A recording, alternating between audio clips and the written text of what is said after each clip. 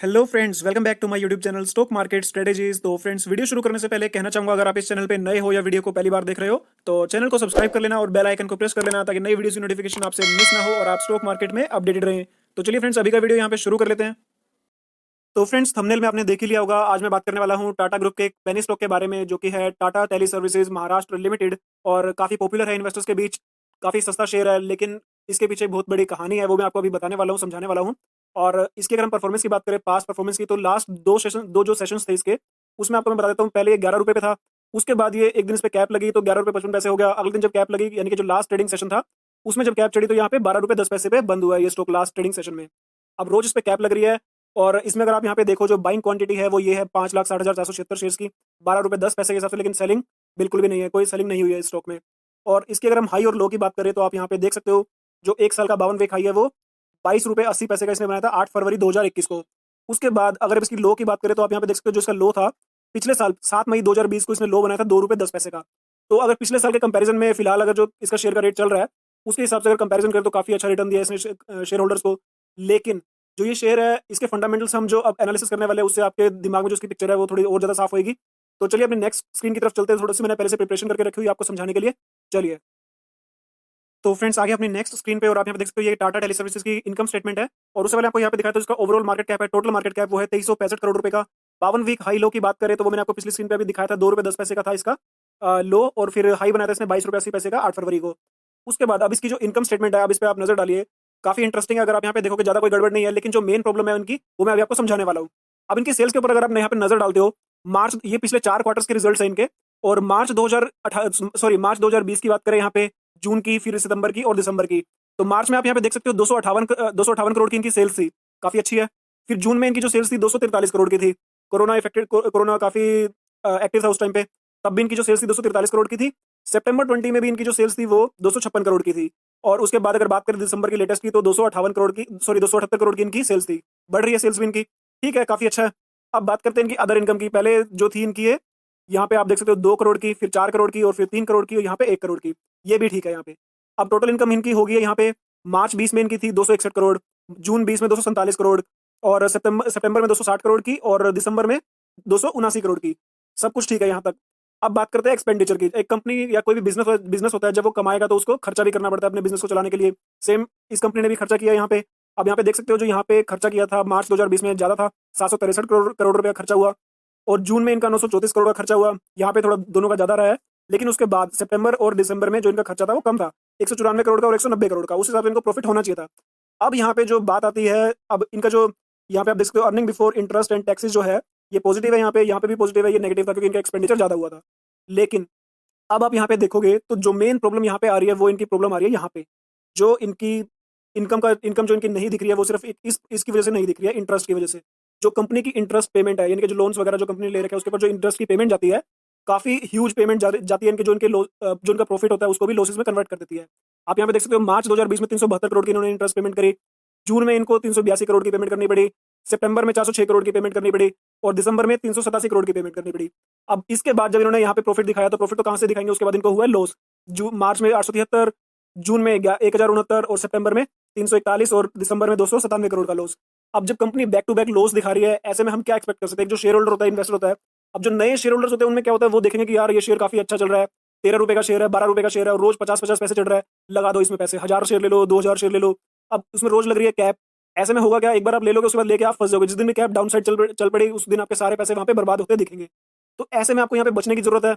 जो भी लोग यहाँ पे फ्रेश पोजीशन बनाने की सोच रहे हैं, इसमें फिलहाल उनको अवॉइड करना चाहिए। जिन्होंने पहले से होल्ड कर रखा है, उसके बारे में आगे बात करने वाले हैं। फ्रेश पोजीशन इसमें आपको नहीं बनानी फिलहाल, क्योंकि आपके इसके फंडामेंटल्स आपके सामने है, कैसा कंपनी परफॉर्म कर रही है। और अब जिसके अपकमिंग रिजल्ट्स है, वो 26 अप्रैल को डिक्लेयर होने वाले हैं, जो बोर्ड मीटिंग होगी इनकी कंपनी की, उसमें डिक्लेयर होंगे। अब इसके एक बार जो बैलेंस शीट है, उसके ऊपर भी हम नजर डाल लेते हैं। तो ये फ्रेंड्स आपके सामने टाटा टेली सर्विस की बैलेंस शीट है। और इसमें आप देख सकते हो, जो शेयर कैपिटल है कांस्टेंट रही है पिछले 4 क्वार्टर्स में। रिजर्व एंड सरप्लस की बात करें तो यहाँ पे आप देखो, मार्च 17 में पॉजिटिव में था, उसके बाद ये नेगेटिव में चले गया रिजर्व एंड सरप्लस, जो कि एक सही बात नहीं है। कहाँ से इन्वेस्टर्स को पैसे देंगे, कहाँ से शेयर होल्डर्स को पैसे कमा के देंगे। और बात करते हैं करंट लाइबिलिटीज की, जो एक साल से कम के टाइम में कंपनी को ये पे करनी पड़ती है, 7150 की, फिर 10,552, फिर यहाँ पे नेगेटिव में, अब ये यहाँ पे फिर पॉजिटिव में 12,880 की। और बात करते हैं अब इनके फिक्स एसेट्स की, जो कंपनी की संपत्तियां होती है, जो फिक्स एसेट्स होती है, जैसे कि plant and machinery, furniture fixtures हो गया, कोई लैंड एंड बिल्डिंग होगी, तो अब उसमें आप देख सकते हो कितनी ड्रास्टिकली कैसे गिरावट दिख रही है यहाँ पे आपको। मार्च 17 में 7486 करोड़ की फिक्स्ड एसेट्स थी कंपनी के पास, मार्च 18 में 873 की, मार्च 19 में 744 की, मार्च 20 में 932 की। अब धीरे-धीरे क्या हो रहा है, अब यहाँ पे इसकी जो प्रॉपर्टी का जैसे आप ट्रेंड देख रहे हो, धीरे-धीरे इनको बेचनी पड़ रही है, कैसे भी इनकी प्रॉपर्टी इनसे जा रही है, फिक्स्ड एसेट कंपनी के पास नहीं बच रही। और करंट एसेट्स की अगर मैं यहाँ पे बात करूँ, तो करंट एसेट्स आप यहाँ पे देख सकते हो, इनकी यहाँ पे पहले 1252 करोड़ की थी, फिर 1884 और बाद में 3517, अब घट के सिर्फ 595 करोड़ होगी।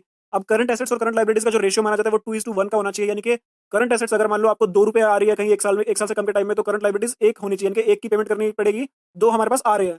लेकिन यहाँ पे आपको उल्टा देखने को मिलेगा, जो करंट लायबिलिटी और करंट एसेट्स का रेशियो है, करंट लायबिलिटीज यहाँ पे ज्यादा है और करंट लायबिलिटीज यहाँ पे बहुत कम है। सॉरी, करंट एसेट्स यहाँ पे बहुत कम है, करंट लायबिलिटीज यहाँ पे लगभग ज्यादा है। लगभग तो क्या है, मैं डबल सोच रहा था लेकिन डबल से भी काफी ज्यादा है यहाँ पे। तो इससे आप देख सकते हो जो कंपनी की फाइनेंशियल्स है काफी वीक है यहाँ पे, बैलेंस शीट भी हमें इसकी ज्यादा स्ट्रॉन्ग नहीं लग रही है। तो इससे हमें क्या सीखने को मिलता है, हमें इससे हमें ये सीखने को मिलता है कंपनी जो है अभी जो पास इसकी परफॉर्मेंस रही है वो ठीक नहीं है, बैलेंस शीट भी ठीक नहीं है, इनकम स्टेटमेंट भी इनकी ठीक नहीं है, कंपनी फाइनेंशियली अच्छा परफॉर्म नहीं कर रही है। अब इसके बावजूद भी शेयर अगर ऊपर जाता है या नीचे जाता है, वो एक आपको बता देता हूँ, जो ऑपरेटर्स होते हैं ऐसे पेनी स्टॉक्स में काफी एक्टिव हो जाते हैं, और जो रिटेल इन्वेस्टर्स होते हैं आपके और मेरी तरह जो नए नए इस मार्केट में आते हैं, तो उनको इस चीज़ के बारे में पता नहीं होता। वो सिर्फ ये देखते हैं कि यार ये कम के रेट में मिल रहा है, चलो लेके रख लेते हैं, आने वाले टाइम में कभी ना कभी बढ़ जाएगा। अब उनको हकीकत का नहीं पता कि कंपनी कैसा परफॉर्म कर रही है पिछले कुछ टाइम से, क्या कंपनी की पोजीशन है, लेकिन वो पोजीशन बना लेते हैं ऐसे में। अब ऐसे में फ्रेश पोजीशन को बिल्कुल अवॉइड करना चाहिए। अब जिन्होंने पहले से इन्होंने ले रखे होंगे, जिन्होंने किसी ने 30 रुपए के रेट में ले रखे हैं 8,000 शेयर्स, किसी ने 40 रुपए के रेट में ले रखे हैं।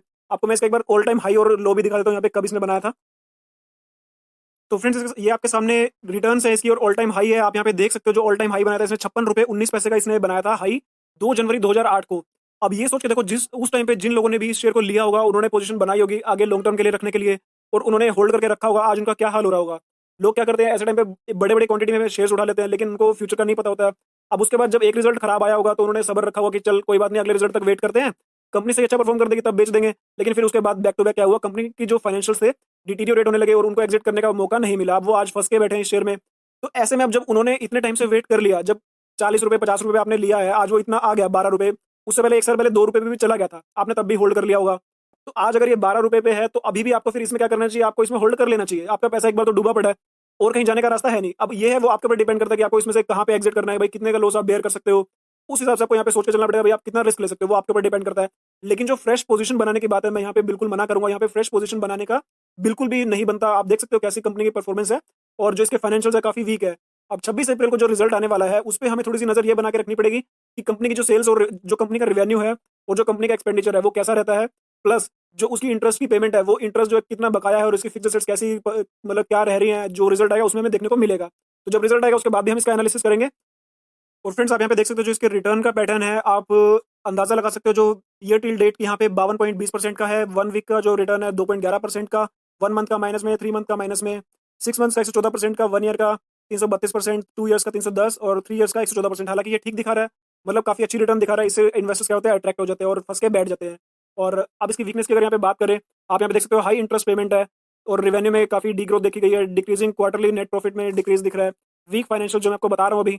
और company not able to generate cash, company के पास कैश है ही नहीं, कहाँ से मतलब कैश नहीं होगा तो फिर कहाँ से डील लेगी, कहाँ से कंपनी अपना काम चलाएगी। और बुक वैल्यू भी जो है इसकी कंपनी की डिटीरियोरेट हो रही है। अब इसकी जो बोरोइंग्स है मैं एक बार वो भी आपको दिखाता हूँ, काफ़ी ज़्यादा बोरोइंग्स है जिसकी वजह से जो कंपनी है वो लॉस पोस्ट करती है हर बार। तो फ्रेंड्स ये आपके सामने कंपनी की लॉन्ग टर्म बोरोइंग्स है, आप यहाँ पे देख सकते हो। मार्च 17 में 10,662 करोड़ की थी, मार्च 18 में 7862 करोड़ की, मार्च 19 में 5708 करोड़ की और मार्च 20 में 6,992 करोड़ की। थोड़ा सा हमें कम होती हुई दिख रही है, जो बोरिंग्स है थोड़ी कम होती जा रही है साल भर साल। तो उसके हिसाब से अगर हम देखें, अगर मान लो ये बोरिंग्स पूरी तरह से खत्म कर लेते हैं अपनी और उसके बाद इनकम आनी शुरू हो जाती है, तो कंपनी का एक पॉजिटिव ट्रेंड भी हमें देखने को मिल जाएगा। लेकिन अभी नियर फ्यूचर में हम ऐसा एक्सपेक्ट बिल्कुल भी नहीं कर सकते। वो अभी आने वाला टाइम बताएगा कि कैसे कंपनी परफॉर्म करने वाली है। वहीं अगर शॉर्ट टर्म की बात करें, शॉर्ट टर्म बोरोइंग्स की, तो 4305 करोड़ की यहाँ पे मार्च 17 में, फिर ये बढ़ गई 5306 करोड़ की मार्च 18 में, फिर और बढ़ के जो शॉर्ट टर्म बोरिंग्स है लगभग 7000 करोड़ की हो गई है। फिर अब मार्च 2020 जो लेटेस्ट था उसमें घट के 4378 करोड़ की रह गई।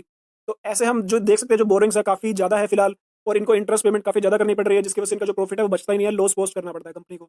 तो फ्रेंड्स ये इसके फाइनेंशियल्स थे, जो इसके फंडामेंटल्स थे, ताकि मैंने इसलिए समझाया था कि जो रिटेल इन्वेस्टर्स है, जो नए इन्वेस्टर्स हैं, वो सस्ता शेयर खरीद समझ के इसको ना खरीदे जल्दी से, पहले उनको देख लेना चाहिए, उनको अपने असेसमेंट कर लेनी चाहिए कि भाई वो कितना रिस्क हैंडल कर सकते हैं। अगर उनको लगता है कि हाँ भाई आने वाला टाइम जो है कंपनी अच्छा परफॉर्म कर देगी, सब कुछ ठीक हो जाएगा, तो भले आप अपना रिस्क के हिसाब से अपना आप इसमें एंट्री ले सकते हो। तो मैं बिल्कुल नहीं कहूँगा हालाँकि, क्योंकि मेरे को इससे फाइनेंशियल्स बिल्कुल भी ठीक नहीं लग रहे। तो बाकी डिसीजन आपका होगा, आपके अपने फाइनेंशियल कंसल्टेंट से एक बार सलाह कर लेना। तो फ्रेंड्स आज के लिए बस इतना ही। अगर वीडियो को पसंद आया हो तो वीडियो को लाइक कर देना और चैनल को सब्सक्राइब कर देना। मिलता हूँ अपने नेक्स्ट वीडियो में, तब तक के लिए bye and thank you so much for watching this video.